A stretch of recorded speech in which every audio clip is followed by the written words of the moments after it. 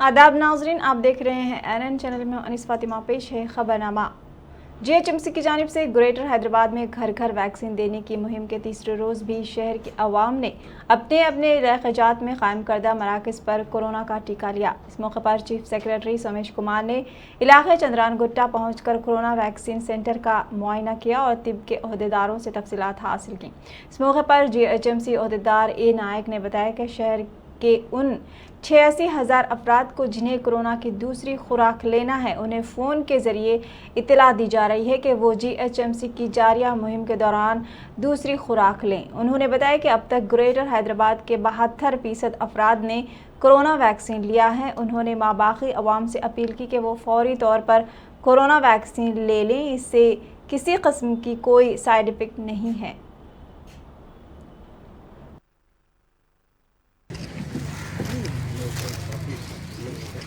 Nothing.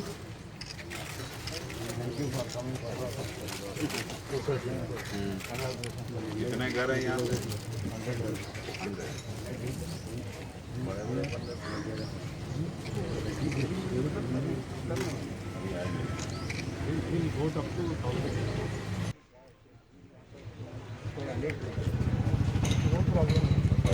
हम लोग थोड़ा लेट आ जाएंगे। क्या भाई? थोड़ा लेट होता है।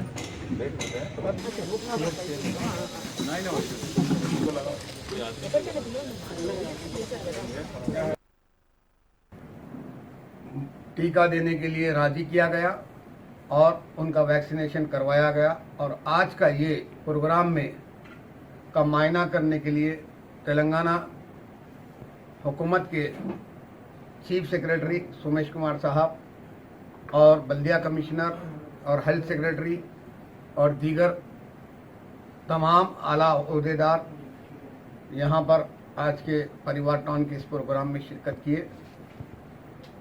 अल्हम्दुलिल्लाह अब तक परिवार टाउनशिप में जितने मकानात है उनमें तकरीबन 70% लोग जो है वैक्सीन फर्स्ट और सेकंड डोज कर चुके हैं और माबाकी जो 30% है, इंशाल्लाह आज शाम 5 बजे तक मोबाइल गाड़ी यहीं पर रहेगी और आज शाम 5 बजे तक ये कॉलन सारी मोबाइल परिवार टाउनशिप के रहने वालों को ये मोबाइल गाड़ी के ज़रिए जो टीम यहाँ पर मेडिकल की है वो पूरा उनको वैक्सीन कर देंगे। पूरे डिवीजन में कितने वैक्सीन सेंटर लगाए सर?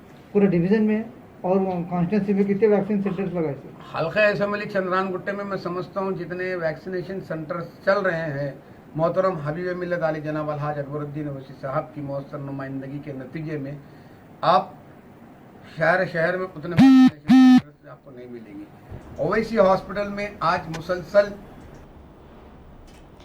हरियाणा के गवर्नर बंडारू दत्तात्रेय ने आज राजभवन पहुंचकर रियासती गवर्नर डॉक्टर तमिलसाई सुंदरराजन से मुलाकात करते हुए उन्हें पुरसा दिया और उनकी वालिदा के इंतकाल पर ताज़ियत का इजहार किया।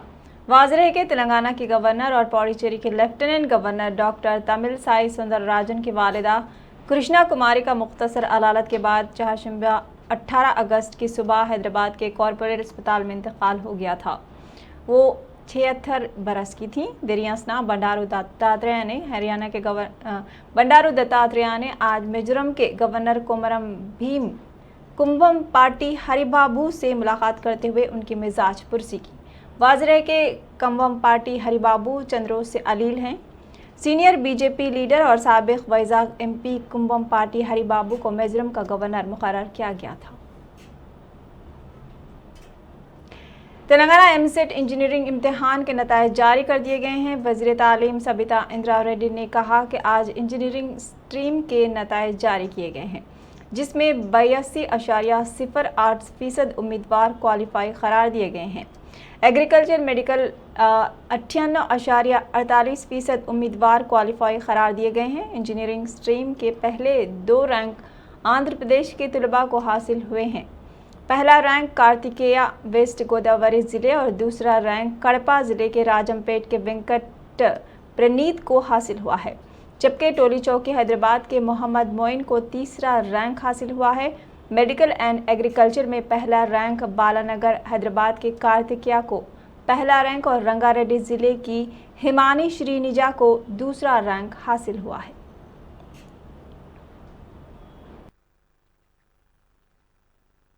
చేయడం దాంట్లో ఇంజనీరింగ్ ఏమో 6 సెక్షన్స్లో అదేవిధంగా అగ్రికల్చర్ దానికి సంబంధించి 3 సెక్షన్స్లో కండక్ట్ చేయడం జరిగింది. డేట్ కూడా అనుకున్న టైంలోనే పూర్తి చేయడం జరిగిందని కూడా తెలియజేస్తూ దాదాపుగా 99 సెంటర్స్ ఏర్పాటు చేయడం జరిగింది. దాంట్లో ఇంజనీరింగ్ పరీక్షకు దాదాపుగా 1,47,991 మంది విద్యార్థులు అటెండ్ అవుతే 1,21,480 మంది అంటే 82.08% క్వాలిఫై కావడం జరిగింది. వాళ్ళందరికీ అభినందనలు. అదేవిధంగా అగ్రికల్చర్ స్ట్రీమ్లో 79,009 మంది విద్యార్థులు హాజరవుతే 73,070 మంది విద్యార్థులు అర్హత సాధించారు. దాదాపుగా 92.48% సాధించడం జరిగింది. వాళ్ళందరూ కూడా అభినందనలు తెలియజేస్తా ఉన్నాను. దాంట్లో ఈరోజు కరోనా నేపథ్యంలో ఎంసెట్కి సంబంధించి ఇంటర్ వెయిటేజ్ కూడా తీసేయడం జరిగిందని కూడా ఒకసారి తెలియజేస్తూ దాంట్లో 40% మినహాయింపును కూడా ఇవ్వడం జరిగిందని తెలియజేస్తా ఉన్నాను. ఈరోజు ర్యాంక్ సాధించిన వాళ్ళందరికీ కూడా అభినందనలు.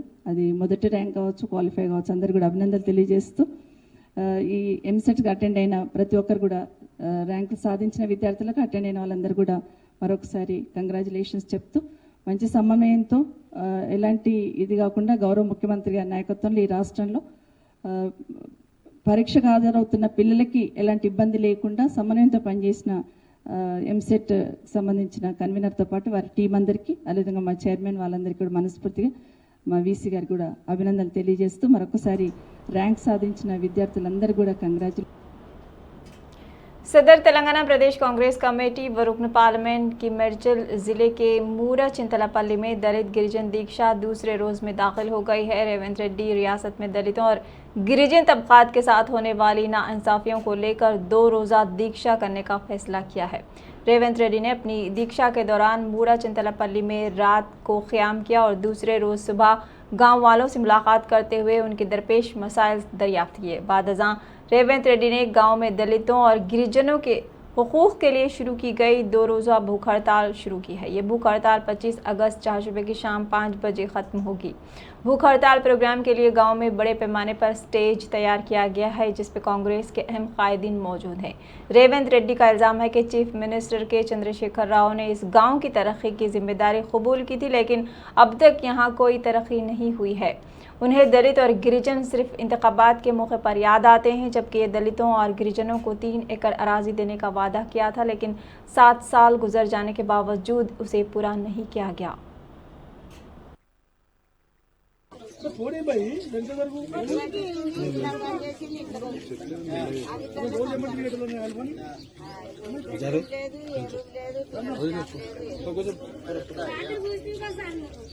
చూసిన అంటే మళ్ళీ పొద్దునే మళ్ళీ ఆయన దబాయిస్తాడు కదా, మళ్ళీ నేను చూసి వచ్చినాను కానీ మొత్తం అన్ని చూసుకోదామని తిరుగుతున్నా.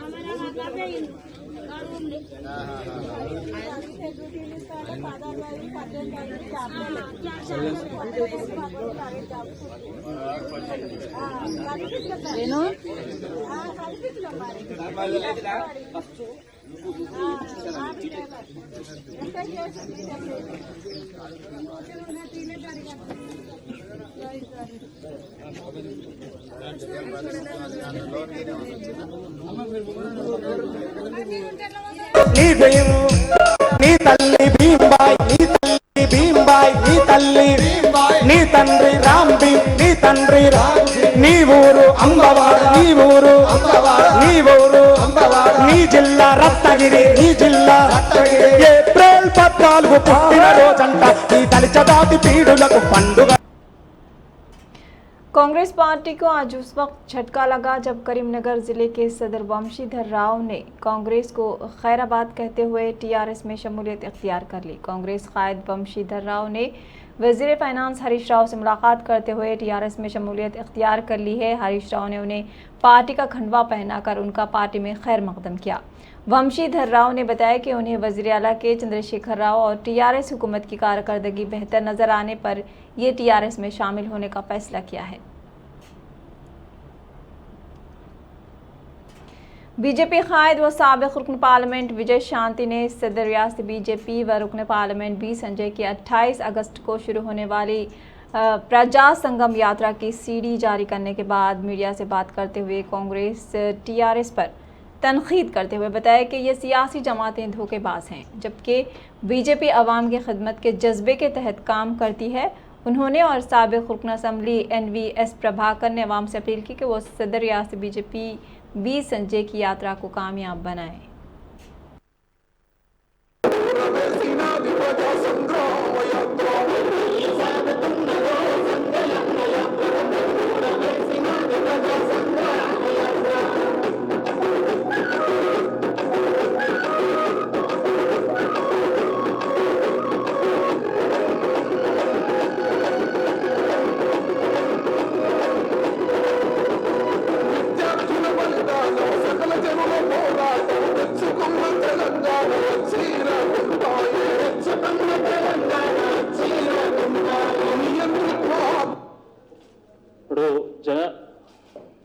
జన చైతన్య కళామండలి ఆధ్వర్యంలో కాషాయపు జెండా దరువు ఎల్లన్న గారు, బండి బండి బండి దరువు ఎల్లన్న గారు, మీరు వద్దురో కొత్తకాపు మాధవరెడ్డి గారు, ఇలా అనేక పాటల యొక్క రచన కొన్ని పాటలు రిలీజ్ చేస్తుంటారు.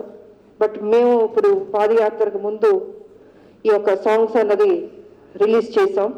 ఇది ఎంటైర్ తెలంగాణ కూడా బాగా రీచ్ అవుతుంది. మారుమూల గ్రామాలకు కానీ, తాండాలకు కానీ, మండలాలకు కానీ, జిల్లాలకు కానీ అన్ని చోట్ల కూడా బాగా రీచ్ అవుతుంది. ఇది మనం ఎప్పుడు ఏం మాట్లాడినా అది మర్చిపోతాం, కానీ పాటలు అన్నది తరతరాలుగా గుర్తుండిపోద్ది. ఆ విధంగా ఇవాళ ఈ యొక్క పాటలు విన్నాను, చాలా బాగున్నాయి, బాగా రాశారు అందరూ. వారందరికీ కూడా నా అభినందనలు, డీటెయిల్స్ అంతా ఇచ్చారు మీకు, వారందరికీ కూడా నా అభినందనలు తెలియజేసుకుంటున్నాను. అండ్ ఈ పాదయాత్ర కూడా డెఫినెట్గా సక్సెస్ అవుతుంది. దేనికి పాదయాత్ర అంటే ఈ 7 ఏళ్లలో కేసీఆర్ గారు చేసిన అవినీతి పరిపాలన ఏ రకంగా ఉంది, ఏ రకంగా ప్రజలను మోసం చేశారు, ఏ రకంగా దోచుకుని తింటున్నారు అన్న దానికి ఈ యొక్క పాదయాత్ర అన్నది చాలా ఇంపార్టెంట్. ఒక మంచి డెసిషన్ తీశారు వాళ్ళ సంజయ్ గారు కానీ, పార్టీ కానీ.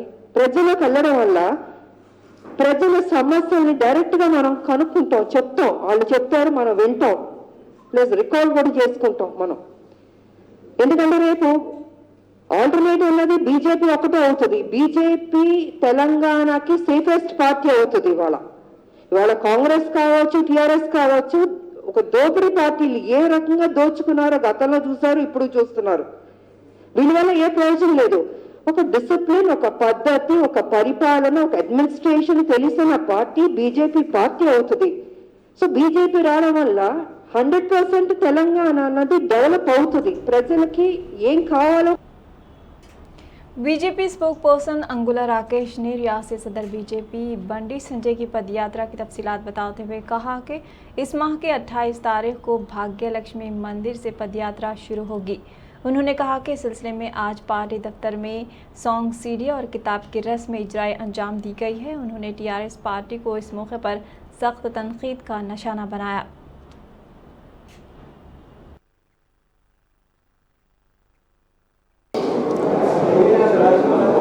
भारतीय जनता पार्टी के अध्यक्ष श्री बंडी संजय जी का पदयात्रा इस महीने 28 से भाग्यलक्ष्मी मंदिर से शुरू हो रहा है। इसी संदर्भ में हम आज भारतीय जनता पार्टी का कार्यालय पे सॉन्ग सीडी रिलीज़ किया और उसका एक बुक भी रिलीज़ किया है। पिछले 7 साल में तेलंगाना को इस टीआरएस पार्टी ने फेल किया। जो वादा किया है टीआरएस पार्टी ने, वो डबल बेडरूम घर या 3 एकड़ का ज़मीन या रोज़गार, ऐसे बहुत वादा किया। हर वादा में टीआरएस पार्टी फेल हुआ है और जनता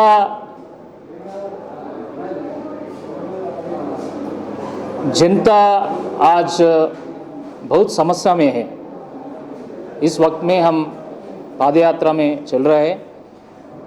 डेफिनेटली ये पाद यात्रा का उद्देश्य या इसका लक्ष्य जनता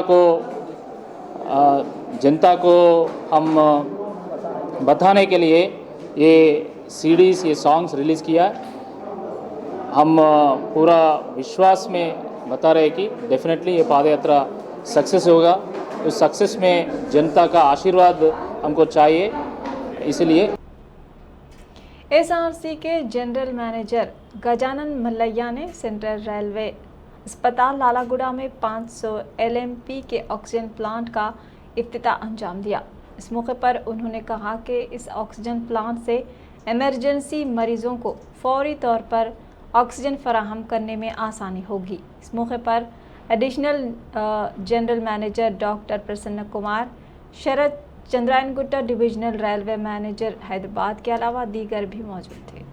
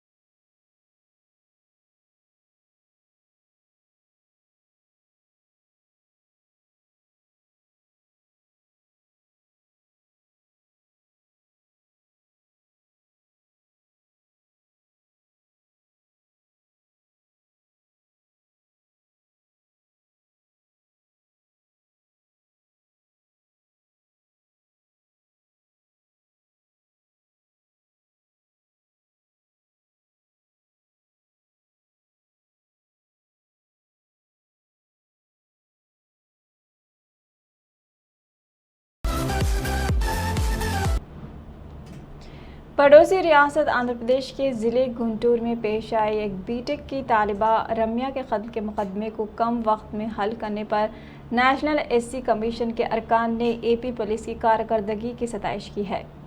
नेशनल एसपी कमीशन ने कहा कि ज़िले गुंटूर से ताल्लुक़ रखने वाले एसपीज़ पी विशाल गन्नी और उर्फ आरिफ हफीज़ को रम्या कत्ल केस में कलीदी किरदार अदा करने पर मरकज़ी हुकूमत की जानिब से इनामात का ऐलान करने की सिफारिश की जाएगी।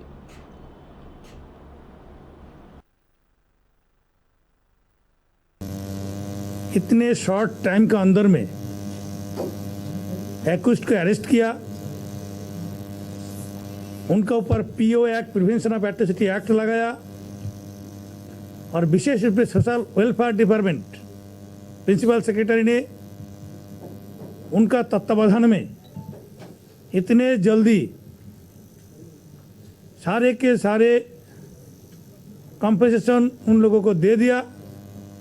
ये इतने शॉर्ट टाइम में एक्यूज्ड को अरेस्ट किया और दो जो पुलिस अधिकारी Guntur rural SP and Guntur town SP under supervision of the DIG Guntur area, सारे एडमिनिस्ट्रेशन एक होके एक्यूज्ड को जिस तरीके के ट्रैक किया और घेर लिया। मकान या फिर दुकान को किराए पर देने के लिए लगाए जाने वाले टू लेट कपड़े के बैनर पर greater Hyderabad municipal corporation GHMC की जानिब से जुर्माना आयद किया जा रहा है। ऐसा ही एक वाक़या शहर हैदराबाद के मूसापेट इलाके में पेश आया। इजाज़त के बगैर ये बैनर्स लगाने पर बल्दिया की जानिब से कार्रवाई की जा रही है।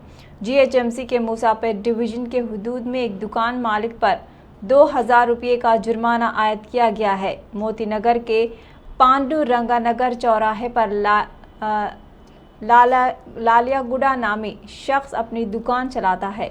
उसकी दुकान से मुत्तसिल मलगी फरवरी से खाली है, जिस पर उसकी दुकान की दीवार पर टू लेट का बैनर लगाया गया, जिस पर GHMC के EDDM ने 2000 रुपये का जुर्माना आयद किया और उसकी नोटिस उसके हवाले की गई। ज़हनी तौर पर मुतासरा लापता शादीशुदा खातून जिसकी मुर्दा समझकर अरकान ख़ानदान ने दूसरी खातून की लाश की आखिरी रस्मात अंजाम दी थी, घर वापस हो गई है। ये वाक़या तेलंगाना के ज़िले जगतियाल में पेश आया। तफसीलात के मुताबिक ज़िले के मेटपल्ली मंडल के जग्गा सागर देहात की रहने वाली 48 साल लक्ष्मी 11 साल कबल जहनी तौर पर मुतासरा होने की वजह से लापता हो गई थी, जिसके बाद उसके अरकान ख़ानदान ने उसको काफ़ी तलाश किया था, ताहम उसमें उन्हें नाकामी का सामना करना पड़ा। 2 साल बाद निज़ामाबाद ज़िले के कोनापुर जंगलाती इलाके में खातून की लाश मसक शुदा हालत में पाई गई। इस खातून की लाश को लक्ष्मी की लाश समझकर उसके अरकान ख़ानदान ने उसकी आखिरी रसूमात अंजाम दे दी। इसी दौरान घर से लापता लक्ष्मी तमिलनाडु के पेरम्बूर पहुंच गई, जहां एक तंजीम ने उसका इलाज करवाया और सेहतमंद हो गई। बाद अज़ां उस तंजीम के जिम्मेदारों ने उसे उसके घर वालों के पास पहुंचा दिया। खबरनामे में फ़िलहाल इतना ही। मज़ीद खबरों के लिए देखते रहिए NN चैनल। अल्लाह हाफ़िज़।